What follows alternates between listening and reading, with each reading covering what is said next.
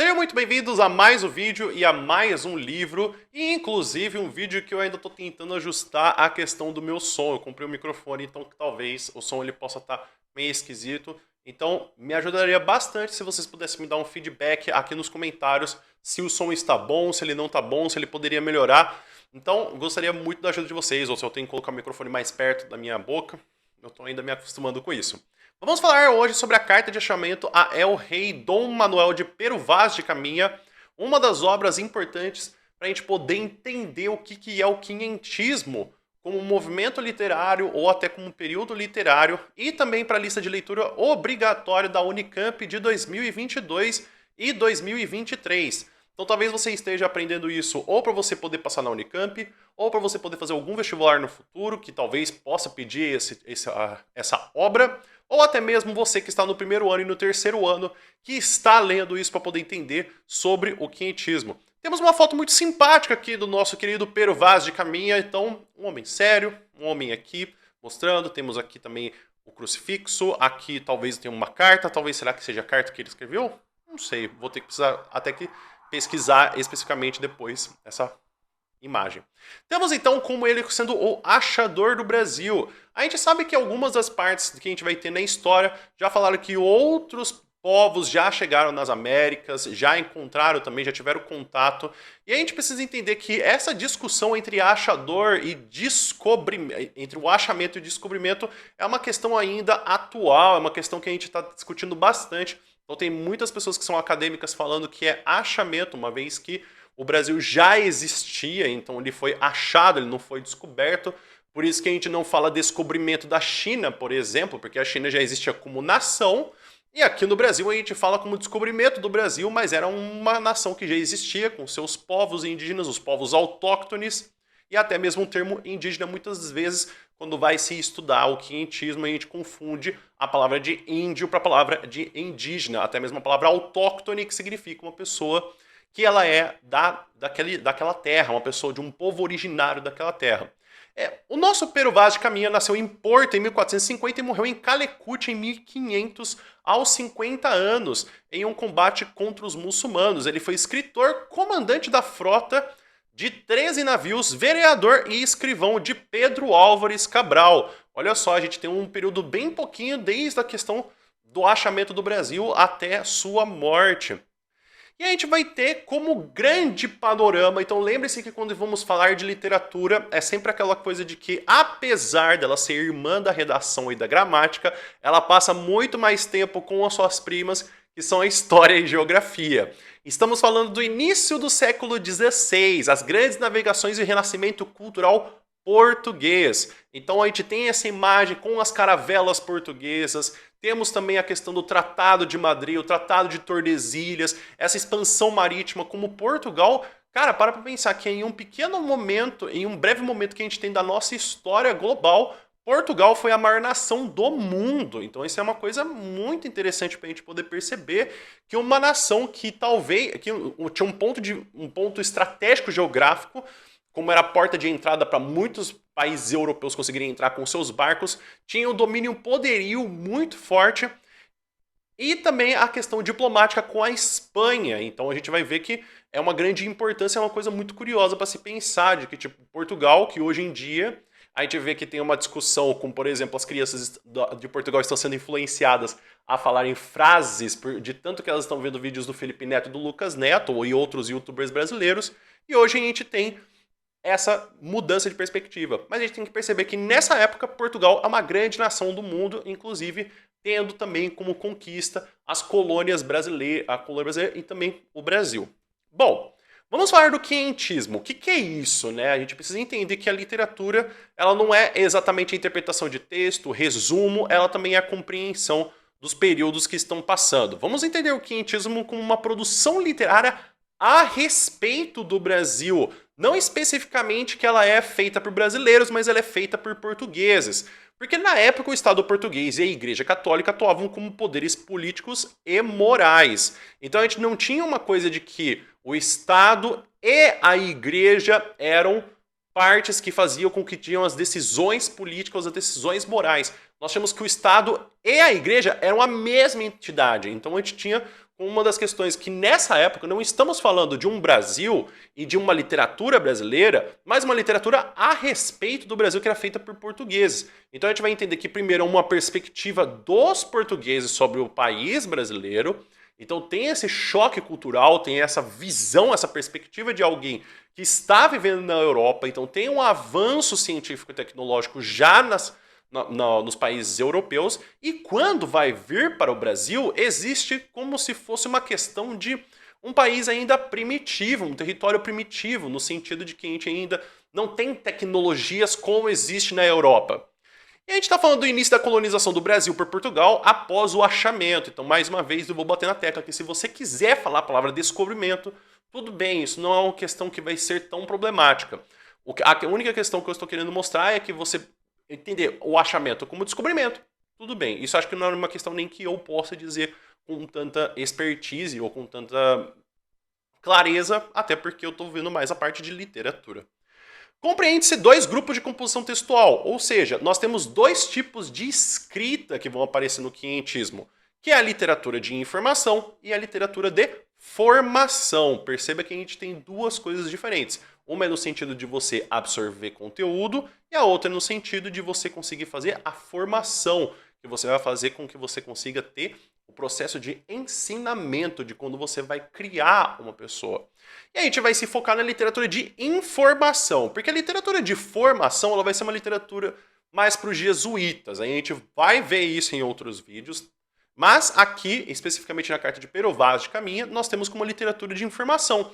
É um alto teor descritivo do território brasileiro. É praticamente como se você estivesse explicando uma imagem para uma pessoa que não viu o Brasil. E essa era a intenção quando havia a carta de achamento do Brasil. Imagine você que você está cruzando praticamente um oceano inteiro, você está passando uma carta para uma outra pessoa que não tem esse acesso tão facilitado para ir para lá. E aí você vai fazer essa informação para a corte portuguesa nessa época. Então, você tem que... A corte portuguesa tinha um interesse de saber como que era esse território e você ter essa informação, ela é feita na carta. É uma literatura considerada a partir do momento que o texto é uma narrativa em primeira pessoa com tendência subjetiva na análise e passagem de informação do espaço e dos indígenas que viviam no local. Isso significa que a gente não está falando de uma carta que ela é altamente descritiva e objetiva. Nós estamos falando no sentido de objetivo e subjetivo que o sentimento, ele não é que vai atrapalhar, mas ele vai interferir na questão de você fazer a sua narração. Quando a gente fala de sentimento, vai ter julgamento de valor. Então vai ter a coisa de falar de vergonha, vai falar a coisa de juízo, de moral, de estética. Vai falar que é bonito, vai falar que é feio, vai falar que é adequado, vai falar que não é adequado, vai falar que é estranho, que não é. Porque você conseguir fazer uma descrição objetiva vai ignorar esses pontos de julgamento, de juízo de valor. Então vamos lá. Quando a gente fala também dessa questão que temos aqui da primeira missa no Brasil, retratada pelo Victor Meirelles em 1861, temos aqui uma visão que ela é romantizada ou até buscando no período no período da arte romântica, e perceba que como arte romântica e não a escola literária romântica. No sentido de que a gente tem aqui uma missa sendo feita e os indígenas em volta observando essa atividade. Tanto é que você pode até perceber que na centralização a gente tem a figura católica. E aí que tá, o quão preciso é essa imagem, o quão respectivamente aconteceu esse tipo de missa. Porque a gente tem que lembrar que essas viagens que duravam na questão do Brasil não eram viagens de poucos meses. Muito pouco também se sabia se eles até retornariam para Portugal. Então pensar que eles estão tão bonitos assim, tão charmosos, praticamente que não aconteceu nada, como se eles tivessem pegado principalmente um metrô e tivesse chegado aí, e fizeram já uma missa. Então a gente tem que ver que sim, nós temos esse quadro pelo Victor Meirelles como uma forma de você fazer uma análise do passado, mas como que a gente tem essa imagem? Então vamos analisar que a gente tem talvez essa imagem para poder ajudar a questão de como o português ele chega no Brasil para essa primeira missa que foi retratada então. Então vamos lá. Continuando, a gente tem que falar do El-Rei Dom Manuel I. Ele foi um grande incentivador das artes, da ciência e da cultura. Ele fez Portugal ser, inclusive, uma das maiores potências da Europa. E como eu já falei também, talvez a maior potência da Europa na época. Então a gente tem que levar em consideração que até mesmo tem elementos da literatura portuguesa que não se repetem em outros tipos de literatura. As cantigas a gente tem como uma das formas que foi trazida com influência da França, mas as cantigas trovadorescas são especificamente de Portugal. Assim como vamos ter também o soneto, que ele tem origem italiana, mas os sonetos de Camões são feitos com uma produção altamente qualificada. E aí a gente tem a ligação do Dom Manuel I com a igreja, com o absolutismo do direito divino. O que significa? Há Deus no céu e a ti na terra. Ou seja, Deus, ele reina nos céus, e a gente vai ter que o nosso monarca absoluto, ele vai ser a pessoa que vai ser a representação de Deus na terra. Então ele é um escolhido e um representante da vontade de Deus. Por isso que eu falei daquela questão de Deus, de que a igreja e o Estado, eles estão sendo não entidades separadas que fazem decisões juntas. Na verdade, o Estado e a igreja são juntos. Os dois significam a mesma coisa. E ele também era muito religioso, ele investiu dinheiro na construção de mosteiros e igrejas. Então, talvez se você for para Portugal, ou você estiver estudando história da arte, ou você também ver a parte de geografia, você vai ver que tem muitos mosteiros e muitas igrejas que foram construídas nesse período do século XV para o século XVI. Ele também foi responsável pelo financiamento e incentivo das navegações portuguesas, que resultou na descoberta do caminho marítimo para a Índia. Então a gente tem que perceber que antigamente a gente tinha o caminho da Índia sendo feito por terra, e aí a gente tem depois a passagem pelo Cabo da Boa Esperança, que antes era o Cabo das Tormentas, lá embaixo na África. Ele foi também responsável por esse caminho marítimo feito da Índia, por Vasco da Gama, e do achamento do Brasil por Pedro Álvares Cabral. Então vamos pensar que o Dom Manuel I praticamente fez a descoberta e o financiamento de talvez o que seja das duas maiores descobertas e importâncias históricas que a gente tem. O meu pai já dizia, né, que a maior invenção dos portugueses foi o espanador, que nada mais eu não concordo com isso, que é você espalhar o pó para outros lugares. O que você considera como uma das maiores invenções portuguesas? Escreve aqui nos comentários, por gentileza. Eu, na minha opinião, eu acho que o pastel de Belém é uma grande boa invenção, mas a gente não pode negar que a gente também tem essa importância histórica da questão de quando vamos falar do caminho das Índias e também do achamento do Brasil. Vamos lá. Então a gente tem que o início da carta, ele vai ser, apesar de que seja uma carta famosa, a carta de achamento do Pero Vaz de Caminha não é a única e nem a primeira carta. Então a gente tem que entender que a carta de achamento do Brasil é um título que a gente poderia ter genérico, feito como assim, tem os sonetos de Camões, que o soneto nem sempre tem título. Às vezes ele tem simplesmente uma questão de uma numeração, e essa numeração, inclusive, ela pode diferenciar de antologias para antologias. Então a gente tem que a carta de achamento do Pero Vaz de Caminha, ela não é a primeira, não é nem a última, e também ela não é nem talvez a única, ela não é nem a única e talvez não seja a melhor de todas, mas ela traz importantes elementos para a gente poder entender essa questão do absolutismo divino, essa questão de um rei altamente religioso, um ponto de vista descritivo e essa perspectiva do português no Brasil. O autor, inclusive o Pero Vaz de Caminha, olha só, o Pero Vaz de Caminha ele pede desculpa e ele pede paciência pela escrita, porque para ele contar e falar, o saiba pior que todos fazer. Então ele ainda vai ser humilde o suficiente de falar, cara, eu não sou nem o melhor para poder fazer isso, nem para contar e nem para falar. Então você tenha calma comigo quando você for ler essa carta. Então, humilde. É descrita a viagem de quando saíram. Então eles saíram no dia 9 de março. Eles passaram pelas Ilhas Canárias e também por São Nicolau. Uma das frotas, inclusive, se perdeu pelo caminho. Isso era muito, muito, muito comum, de que as frotas se perdessem no meio do caminho. Imagina que um oceano é praticamente as únicas orientações que você tem. As mais precisas de todas são de noite. Então, e ainda quando o céu ele estava aberto. Então imagine que durante o dia você tinha a orientação do sol, mas se perder é muito rápido. O azul que tem entre o oceano e o céu faz com que muitas pessoas delirem. Inclusive tem a questão da desidratação muito rápida no oceano. Então se perder é uma das coisas que poderia acontecer, inclusive morrer no meio do oceano. E aí, inclusive ele até diz qual que é a das naus que se perde, que é a do Vasco de Ataíde, e sem que houvesse uma explicação natural. Então ele mesmo não conseguia explicar, por exemplo, é porque está fazendo muito sol, poderia ser desidratação. Então simplesmente se perdeu. E na terça, dia 20, viram terra e pássaros. Então isso é uma das coisas que faz com que tenha um indicativo. Então quando você vê os pássaros rodando por perto, muito provavelmente tem uma terra próxima para poder atracar. E no dia 21 de abril, chegam à terra de Veracruz e nomearam o Monte Pascoal, que é o primeiro monte que eles veem, que inclusive eles vão subir depois.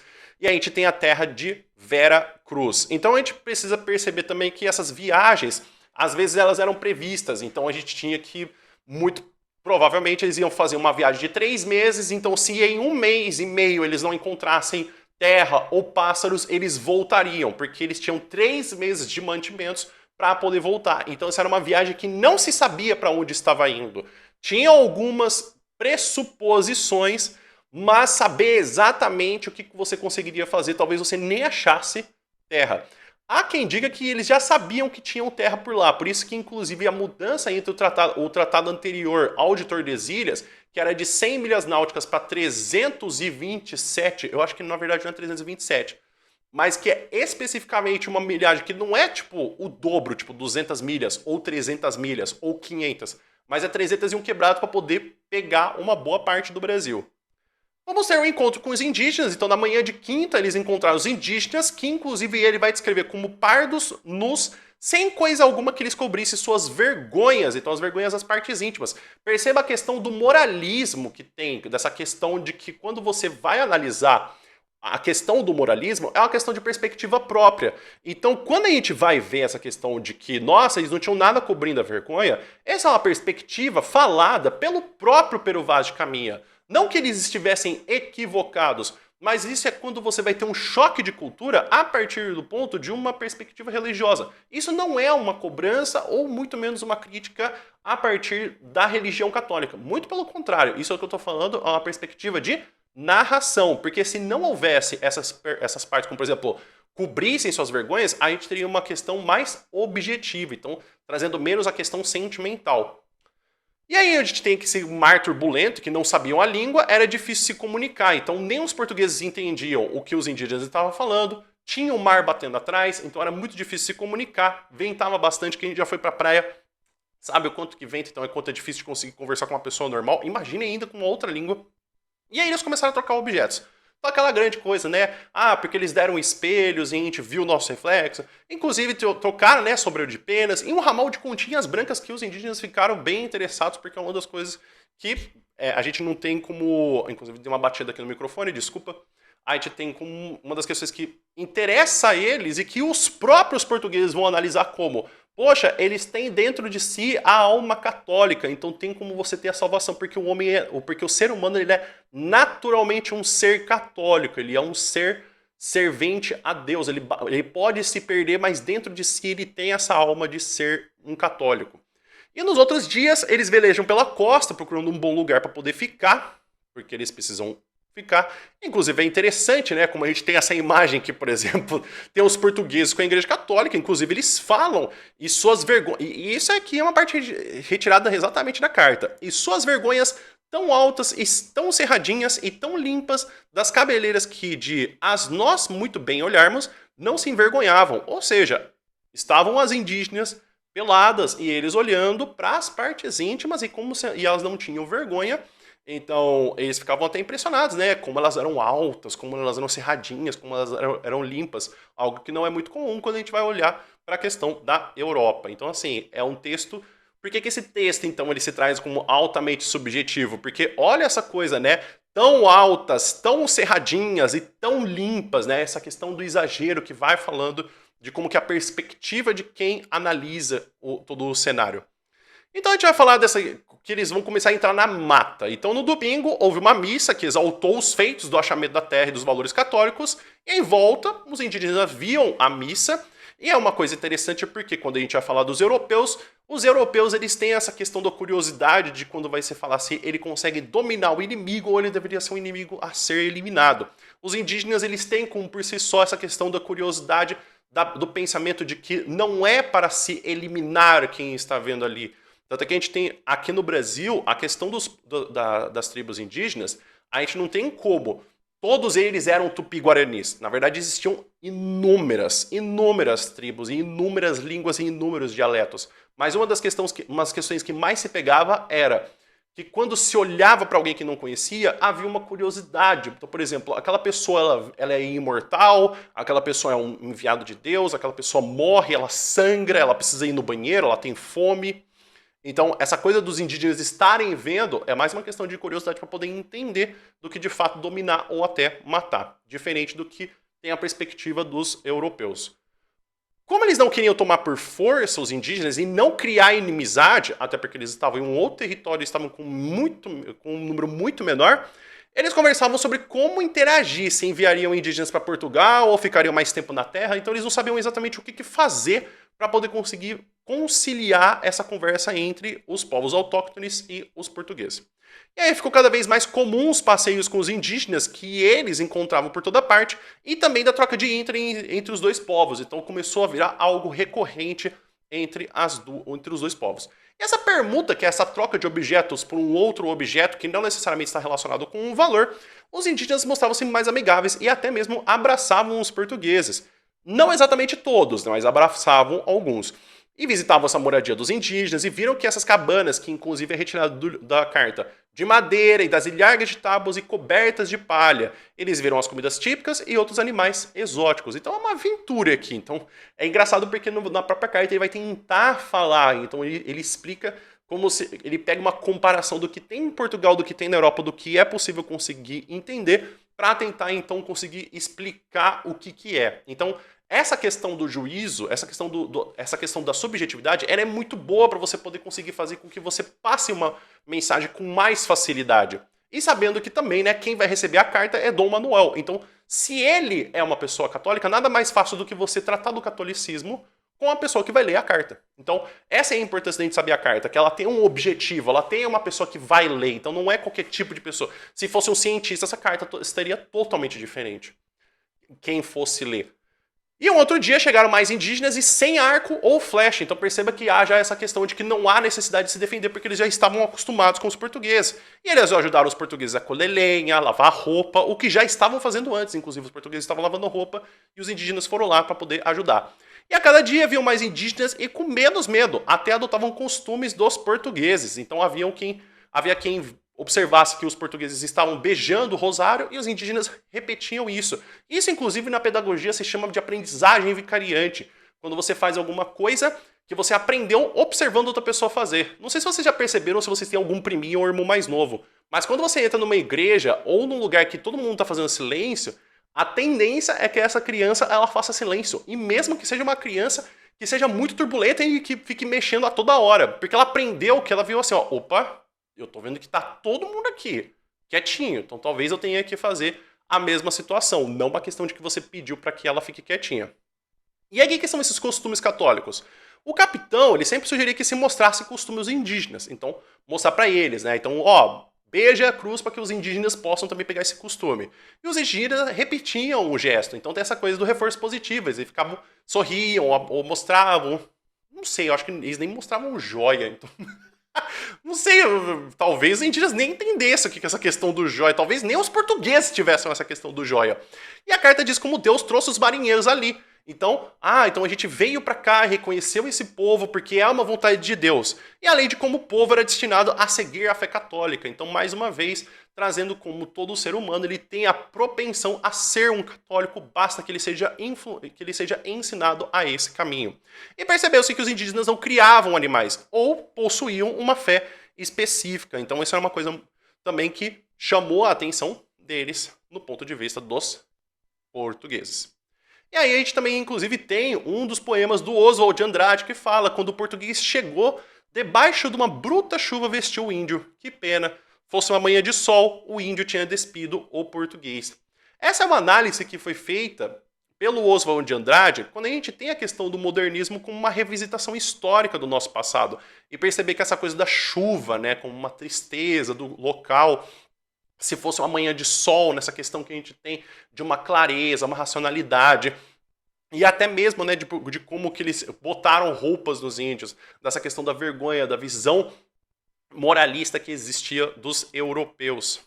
Então, a gente tem o fim da carta. É claro que a carta ela é muito mais extensa, mas eu acho que não cabe a mim ficar lendo toda ela. Eu acho que, inclusive, o vídeo já está até um pouquinho mais longo do que, na verdade, eu gostaria de falar.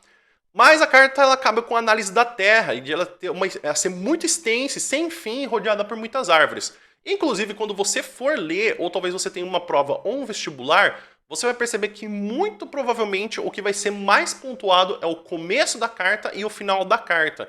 Inclusive, um trecho muito específico que é falando de que o mais importante daquela terra era que, inclusive, o que fala aqui, que eles têm a riqueza da água e a riqueza do ar fresco e também o destaque do povo indígena que guarda a grande missão de serem salvos. Então essa é uma das partes que mais se destaca quando você vai ver alguma questão ou você vai ver alguma análise também. De que o que era mais valioso naquela terra são os indígenas a serem salvos pela fé católica, pois como eles não tinham uma fé específica, então eles seriam salvos ali. E curiosamente o Pero Vaz de Caminha, olha só como tem essa coisa da subjetividade. Ele termina a carta pedindo a soltura do genro dele, porque ele foi preso por assalto e agressão que estava em São Tomé, que é uma ilha, que era uma ilha colonial que tinha na época. Então ele tá pedindo, falou assim, ô meu, você podia ser parça, né? Você podia liberar o meu genro. Então vai pensando, cara, você tá achando que esse jeitinho brasileiro nasceu só no Brasil? Não, cara, até os portugueses pediam favores.